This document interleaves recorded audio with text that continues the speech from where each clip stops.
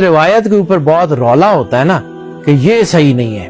وہ روایت یہ ہے کہ بی بی پاک سیدہ مالکن ایک سونے کا ڈھیر لگاتی تھی، جس کے بارے میں روایت یہ کہتی ہے کہ اس کے پیچھے کھڑا ہوا اونٹ نظر نہیں آتا تھا.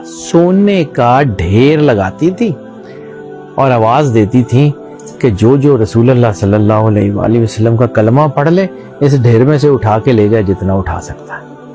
اور جب وہ ڈھیر ختم ہو جاتا تھا تو اپنی چادر مبارک سے رسالت مآب کا نالین پاک کو صاف کر کے کہا کرتی تھی، یہ جملے ہیں، سمجھیے ان کا کردار. وہ اپنی چادر تطہیر، وہ جو چادر تھی پاکیزگی کی، اس سے چادر سے رسالت مآب کا جوتا صاف کر کے کہتی تھی کہ صبح جو آپ کا چہرہ دیکھا تھا یہ اس کا صدقہ کر کے دے دیا.